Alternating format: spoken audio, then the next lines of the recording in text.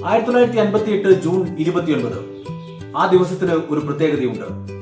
Brazil ആദ്യമായി ലോകകപ്പ് ജേതാക്കളാകുന്നത് ആ ദിവസമാണ്.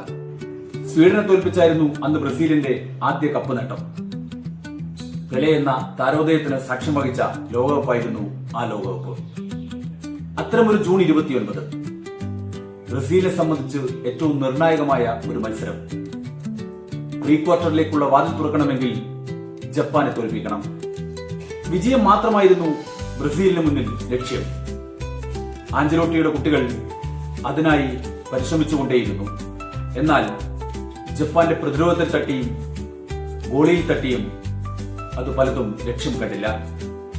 കളിക്ക് വിപരീതമായി ഒരു ഗോളും പിറന്നു. 29-ാം മിനിറ്റിലായിരുന്നു ബ്രസീലിനെ ഞെട്ടിച്ച ആ ഗോൾ. കൈഷോ സാനോ എന്ന മധ്യനിരക്കാരൻ ജപ്പാന് വേണ്ടി ആദ്യ ഗോൾ നേടി. ആദ്യ പകുതി ജപ്പാന്റെ 1-0 എന്ന ആധിപത്യത്തോടെയാണ് അവസാനിച്ചത്.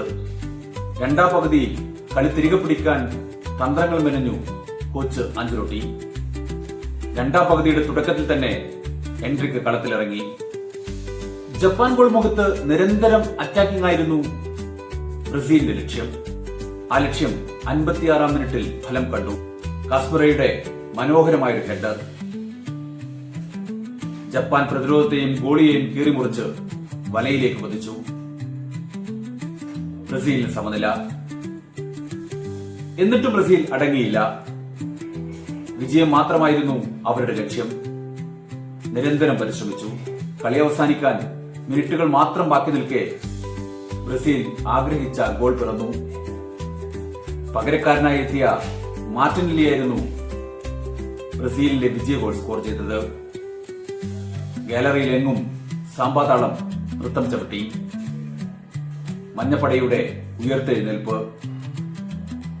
പ്രീ ക്വാർട്ടറിലേക്ക് ബ്രസീൽ എത്തി. വീണ്ടും കപ്പുയർത്താനുള്ള പ്രയാണത്തിലേക്കുള്ള അടുത്ത പടി.